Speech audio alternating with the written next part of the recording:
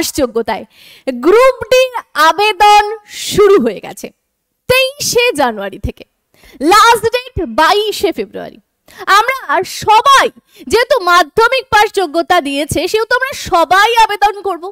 এবার শুধু আবেদন করলে হবে না, ধরো তুমি পাস করে গেলে, এবার তুমি মেডিকেলি ফিটই নও, তাহলে তুমি চাকরিটা তো পাবে না। যত কষ্ট করেই তুমি পাস করো না কেন আর ভালো করে পড়াশোনা করো, মেডিকেলি ফিট না হলে এই চাকরিটা তোমার হবে না।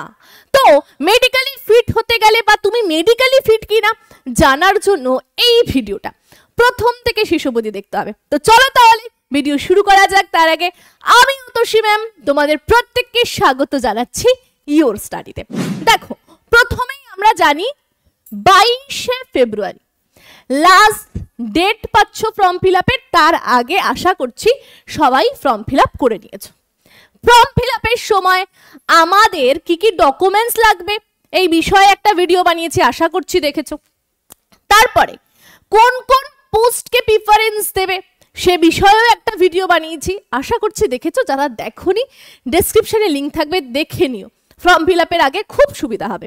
এবার 3 নাম্বার যে বিষয় সেটা হচ্ছে মেডিকেল টেস্ট। এবার দেখো, এই মেডিকেল টেস্টে তুমি ফিট কিনা আজকের ক্লাসে আমরা জানবো। এবার একটা বিষয় সুন্দরভাবে দেখো, প্রথমে কি হচ্ছে সিবিটি এক্সাম, মানে কম্পিউটার বেসড টেস্ট। 100তে হচ্ছে জিকে প্লাস জিএস পড়ছো, কত নাম্বারে না তোমার 45 নাম্বার থাকছে। তারপরে রিজনিং তোমার কততে থাকছে 30-এ, ম্যাথ থাকছে তোমার 25-এ। এবার তোমার টোটাল হয়ে যাচ্ছে 100তে তোমার এক্সাম। এই কটা সাবজেক্ট পড়েই তুমি 100তে যদি তোমার স্কোর খুব ভালো হয়, মোটামুটি 80 ধরে রাখো, তাহলে তুমি সিবিটি এক্সাম ক্র্যাক করতে পারছো। এরও বেশি তোমাকে ধরে রাখতে হবে। এবার তুমি যেই সিবিটি পাস করলে তোমার ফিজিক্যাল হবে। আচ্ছা, তার আগে একটা কথা বলি, অনেকে বলবে ম্যাম এই যে সিবিটি এক্সামটা পাস করব এর জন্য কোথায় পড়বো, কিভাবে পড়বো? তাদের প্রত্যেককে বলছি, যারা গ্রুপ ডির জন্য পড়াশুনো করতে চাও, আমাদের নতুন কোর্স লঞ্চ হয়েছে গ্রুপ ডির জন্য। সেখানে দ্রুত যুক্ত হতে পারো। প্রচুর ছাত্রছাত্রী যুক্ত হয়ে পড়াশুনো করছে, আর প্রচুর ছাত্রছাত্রী ইতিমধ্যে বিভিন্ন এক্সামে চাকরি পেয়েছে। তাদের ভিডিও যাচ্ছে চ্যানেলে, দেখে নাও তারা কিভাবে কোর্স থেকে পড়ে চাকরি পেয়েছে। ঠিক আছে, যারা ভর্তি হতে চাইছো গ্রুপ ডির জন্য, আমি নিচে তোমাদেরকে কল নাম্বার দিয়ে দিচ্ছি। ইওর স্টাডি অ্যাপ ডাউনলোড করে নিজে নিজেই ভর্তি হতে পারো, অথবা কেউ যদি কল করে জানতে চাও স্ক্রিনের নাম্বার রয়েছে, সেখানে কল করে বিস্তারিত বিষয়টা জেনে নিতে পারো।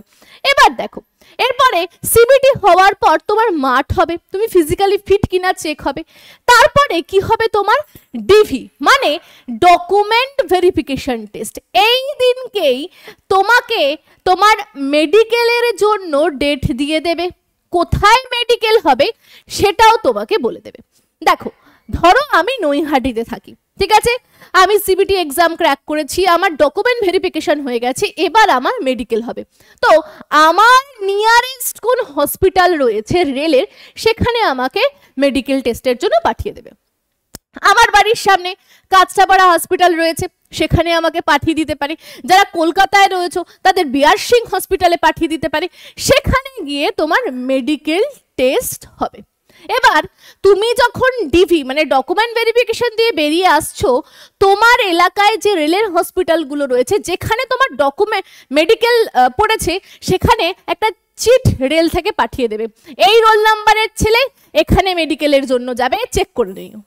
এবার তুমি মেডিকেলের জন্য যখন যাবে, তুমি দেখতে পারবে মেডিকেল স্ট্যান্ডার্ড, এই নামগুলো তুমি দেখতে পারবে। একটু নামগুলো নোট করে নাও। C1 C2 এই দুটো দেখতে পাবে। তার সাথে সাথে তুমি দেখতে পারবে B1 B2 A1 A2, মানে তুমি A1 A2 সরি A1 নেই, A2 A3 রয়েছে, B1 B2 রয়েছে, আর রয়েছে C1 C2। এই 6টা তুমি মেডিকেলের কি দেখতে পারবে যে এই স্ট্যান্ডার্ডগুলো রয়েছে। এবার সব থেকে যদি বলতে পারি ভালো মেডিকেল স্ট্যান্ডার্ড কাকে বলছে, তাহলে A2 কে বলা হয় সব থেকে ভালো। এই A2-র আন্ডারে যে সব চাকরিগুলো রয়েছে আমি সব বলবো কোন কোন চাকরিগুলো পড়ছে। সেই চাকরির জন্য তোমার চোখে এই যে চশমা আমি পরে আছি, চশমা থাকলে হবে না, ঠিক আছে? তবে যারা চশমা রয়েছে তারা কোন মেডিকেলে পড়ে সেটাও বলে দেবো। তবে সব থেকে যেটা হাই লেভেলের সেটা হচ্ছে A2, এটা একটু মাথায় রেখো। আর সব থেকে যদি কমা বলতে হয় তাহলে C1 আর C2। এখানে তুমি যদি কালার ব্লাইন্ড হও, চোখে যদি চশমা থাকে তাতেও অসুবিধা নয়, এই এর আন্ডারে যে পোস্টগুলো পড়ছে তুমি সেখানে চাকরি অনায়াসেই নিতে পারবে। এবার বলি, এই যে রেলের চাকরি, এই যে তোমাকে প্রথমে নিয়ে যাবে, তোমাকে মেডিকেল টেস্ট করার জন্য তোমার কি কি টেস্ট হবে। প্রথমে দেখো তোমার যে টেস্টটা হবে, দেখো এক একটা হসপিটালে এক এক রকম হয়, ঠিক আছে? তো আমি আমার মতো করে তোমাকে বলছি। প্রথমে ডিস্টেন্স ভিশন টেস্ট হবে, ঠিক আছে? এটা একটা চোখের টেস্ট। মূলত রেলের চাকরির জন্য, বিশেষ করে গ্রুপ ডির জন্য তোমার চোখের পরীক্ষাটাই সব থেকে মেন আর বেশি প্রাধান্য দেওয়া হয়। এবার দেখো এই যে এই লেখাগুলো তুমি প্রপার পড়তে পারছো কিনা, এই নিচের লাইন, এই উপরের লাইন, এইভাবে বিষয়গুলোকে তোমাকে দেখবে যে তুমি আদতেও পড়তে পারছো কিনা। এই যে রেড লাইনগুলো দেখতে পাচ্ছ, গ্রিন লাইনগুলো প্রপার পড়তে পারছো কিনা, সেই অনুযায়ী তোমার ভিশন কত, 6/6 না 6/9, এই বিষয়গুলো ওনারা তোমার পরীক্ষার মাধ্যমে কি করবে, নোট করবে। এরপরে নিয়ার ভিশন টেস্ট করাবে। নিয়ার ভিশন টেস্টটা কি, দেখো তোমাকে এই যে সংখ্যাগুলো দেওয়া হবে, বলবে সি এর মুখ কোন দিকে খোলা, তখন তোমাকে প্রপার বলতে হবে। তুমি যদি এই নিচের লাইনগুলো প্রপার বলতে পারো তাহলে ওরা বুঝবে যে হ্যাঁ তোমার ভিশন এত এত রয়েছে, তোমার ভিশন এখানে এখানে ঠিক রয়েছে। ঠিক এইভাবে তোমার নিয়ার ভিশন টেস্ট হবে। কোনো কোনো সময় তোমার এক চোখ দু চোখ দিয়ে দেখতে বলবে, কোনো সময় এক চোখ বন্ধ করে দেখতে বলবে। এইভাবে তোমার বারংবার কি হবে, চোখের টেস্ট হবে। এরপরে বাইনাকুলার ভিশন টেস্ট হবে। দেখতে পাচ্ছ কতগুলো রং রয়েছে, ঠিক আছে? তুমি এখানে সব রংকে পর্যাপ্ত পরিমাণে, কটা কালার কোথায় রয়েছে, এখানে কটা কালার রয়েছে, এ ফোল্ডে কটা রয়েছে, বিতে কটা রয়েছে, সিতে কটা রয়েছে, এইভাবে তুমি বলতে পারছো কিনা সেই বিষয়গুলো যারা তোমাকে মেডিকেল এক্সাম নেবে তারা কিন্তু সব বসে বসে বসে বসে চেক করবে এবং বিষয়গুলোকে দেখে নেবে এবং খাতায় নোট করবে। পরপর এক একটা ঘর থাকবে, এক এক রুমে এক একটা পরীক্ষা হবে। প্রথমে ডিস্টেন্স ভিশন হলো, তারপরে সেই জায়গায় নিয়ার ভিশন টেস্ট হলো, ঠিক আছে? যেহেতু চোখের পরীক্ষা এক ঘরের মধ্যেই সব হয়ে যাবে। এরপরে তোমার নাইট ভিশন টেস্ট হবে। ধরো তোমাকে এরকম দেবে, ঠিক আছে? তুমি দেখতে পাচ্ছ হয়তো এই রকম একটা সাধারণ এই জায়গাটা রয়েছে, তুমি দেখতে পাচ্ছ এইরকম, তাহলে বুঝে যাবে যে তোমার নাইট ভিশন রয়েছে, ঠিক আছে? তো নাইট ভিশনটা কিরকম, রাতের দৃষ্টিশক্তি তোমার কিরকম, খুব সুন্দরভাবে তোমাকে চেক করবে বা পরীক্ষা নেবে। এরপরে দেখো মেসোপিক ভিশন, এখানেও তুমি দেখতে পাচ্ছ একটা ডাটা রয়েছে, ঠিক এইভাবে একদম চোখের সামনে কিছু যন্ত্রপাতি নিয়ে এসে এরা তোমার পরীক্ষাটা করবে। এরপরে কালার ব্লাইন্ড ভিশন, দেখো তুমি দেখতে পাচ্ছ এখানে একটা বড় একটা জিনিস রয়েছে, তার মধ্যে দেখো এখানে 6 একটা অক্ষর লেখা আছে, সেটা তুমি বলতে পারছো কিনা। সিমিলারলি তুমি দেখো এখানে 74 লেখা আছে, এখানে 74 লেখা রয়েছে, এখানে 6 লেখা রয়েছে, এখানেও 6 লেখা রয়েছে। তারপরে এর সাথে সাথে ওরা এখানে কিছু এরকম রাস্তা বলে দেয়, তুমি যদি রাস্তাটা এরকম এরকম প্রপার দেখাতে পারছো, প্রপার বলতে পারছো তাহলে ঠিক আছে। আর যদি যে ক্ষেত্রে বলতে পারছো না সেক্ষেত্রে তাহলে ওরা বুঝে যাবে যে তুমি হয়তো তোমার কালার ব্লাইন্ড রয়েছে, ঠিক আছে? এরপরে তোমার ব্লাড টেস্ট হবে। ব্লাড টেস্টের মাধ্যমে দেখা হবে তোমার সুগার আছে কিনা, থাইরয়েড আছে কিনা, এই বিষয়গুলো টেস্ট করবে। তবে চোখের টেস্টটাই কিন্তু অতীব গুরুত্বপূর্ণ, মিনিমাম 5টা চোখের টেস্ট হবেই হবে। এরপরে বলি ছেলেদের জন্য, শুধুমাত্র ছেলেদেরই এটা হয়, হাইড্রোসিল টেস্ট। ছেলেদের অনেক সময় অন্ডকোষে জল অনেকটা থাকার ফলে কি ওয়েট বেশি দেখায়, তো এই জিনিসগুলো প্রপার ঠিকঠাক আছে কিনা সেটা তারা কি করে, চেক করে নেয় বা দেখে নেয়। ধরো কেউ এখানে আনফিট হয়ে গেল, তাকে 3 মাসের সময় দেয়, 3 মাস পর তাকে আবার রিমেডিকেলে কিন্তু ডাকা হয়। তো সুতরাং এই বিষয়গুলোর জন্য ভয় পাওয়ার কিছু নেই। এরপরে ইউরিন টেস্ট হয়, ইউরিনের কালার কিরকম, তোমার ইউরিনে বেশি বেশি মাত্রায় প্রোটিন বেরিয়ে আসছে কিনা, ঠিক আছে, হলদেটে কিনা বেশি, জন্ডিস আছে কিনা, ইউরিনের পরীক্ষার মাধ্যমে এই সমস্ত বিষয়গুলোকে কিন্তু চেক করে, সুগার আছে কিনা, ঠিক আছে, প্রপার এই বিষয়গুলো চেক করা হয়। প্রত্যেককে বলবো অতিরিক্ত পরিমাণে জল খেতে, নিজেকে হাইড্রেট রাখতে, হাইড্রেশনটা মেনটেন রাখতে, তাহলে এই টেস্টে অনায়াসেই খুব সুন্দরভাবে পাস করে যাবে। এবার তোমার প্রেশারটা চেক করা হবে। নর্মাল প্রেশার 120/80 আছে কিনা, অনেক সময় টেনশনে 19-20 হয়, তাতে কোনো অসুবিধা নেই, ঠিক আছে। এই বিষয়গুলো হয়, ব্যাপারটা কি, যদি টেনশন নিয়ে নাও না তাহলে প্রেশারটা হাই হয়ে যায় অনেক সময়, ঠিক আছে। তো এই বিষয়গুলো চিন্তা না করে একদম নর্মালভাবে প্রেশার মাপবে, কোনো অসুবিধা হবে না, ঠিক আছে।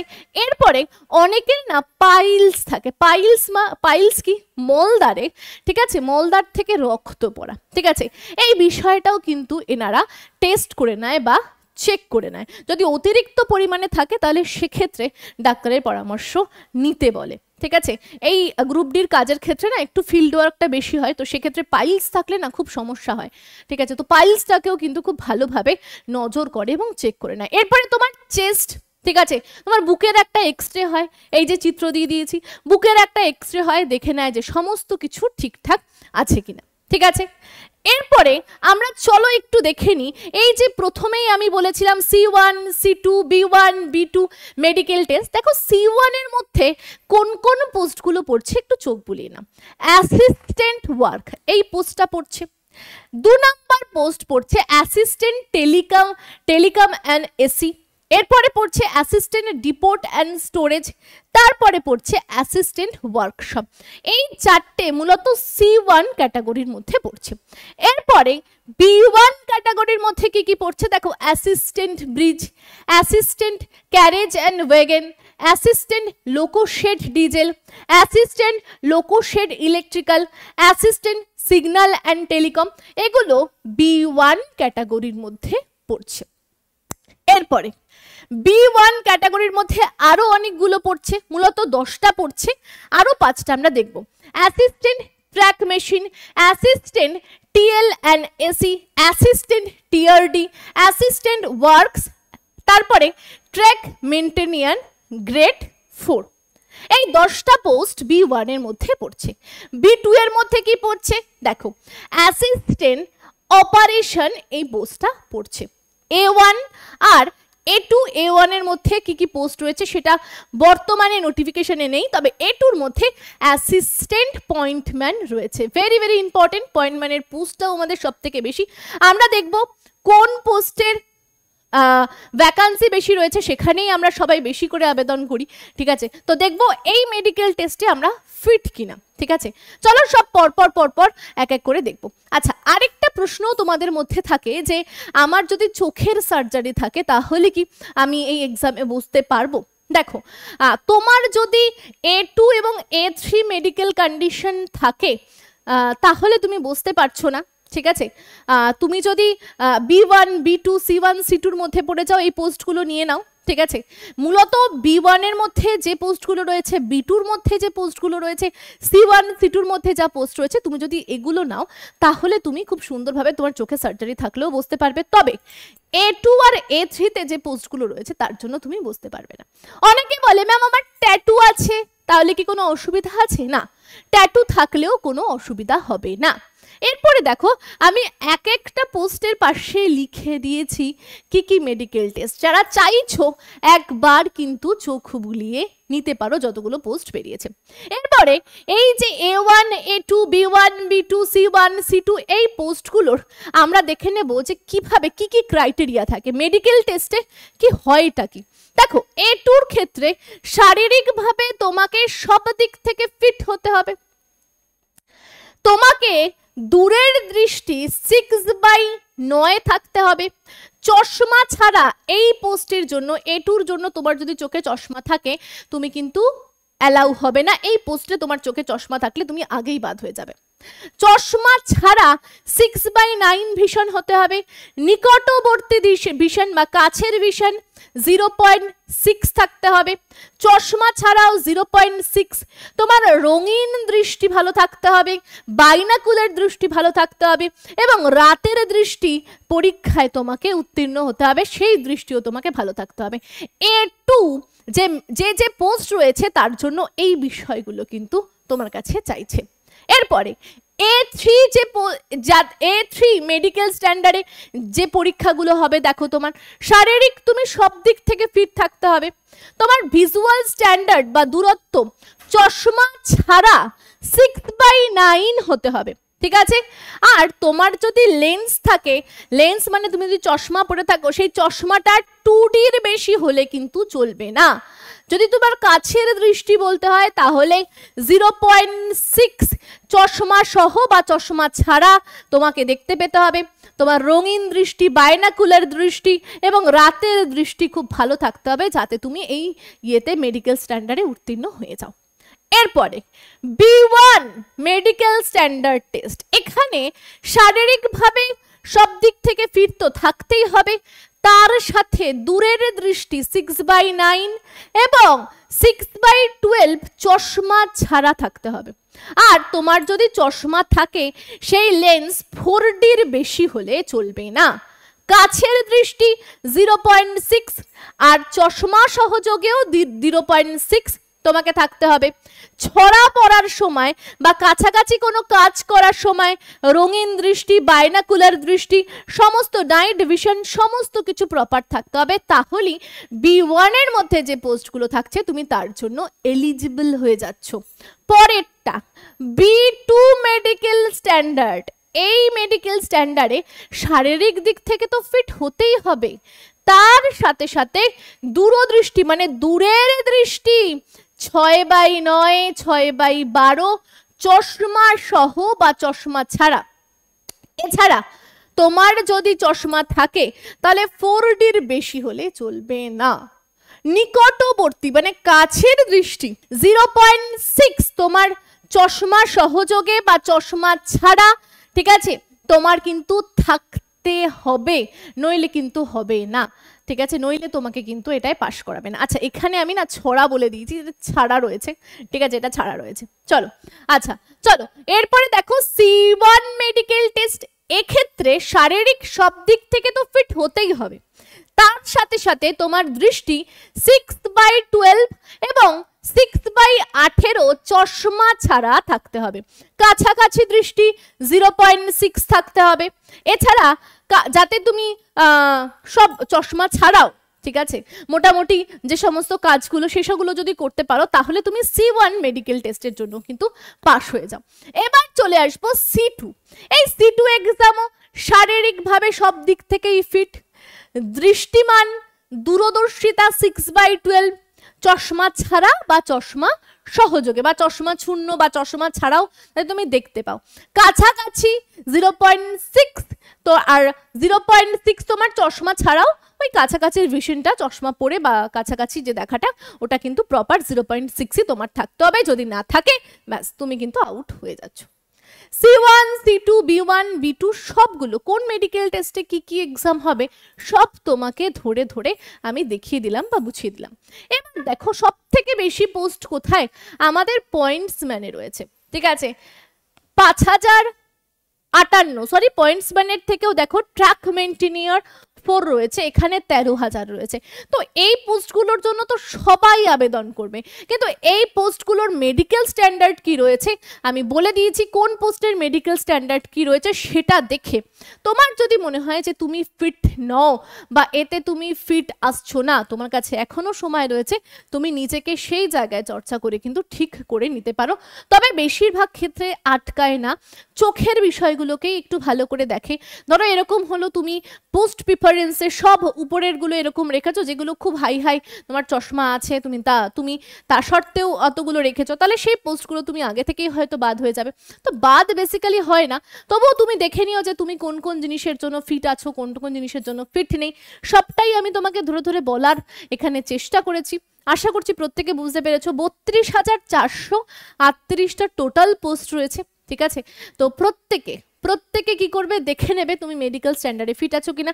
আর যাদের চশমা নেই চোখে, যারা প্রপার ফিট, তাদের জন্য তো কোনো অসুবিধা নেই। আবার অনেকে আছে কি যাদের হয়তো চোখের সমস্যা হচ্ছে, বুঝতে পারছে না, ডাক্তার দেখাচ্ছে না, হয়তো চশমা নেই কিন্তু ওদিকে চোখের সমস্যায় ভুগছে।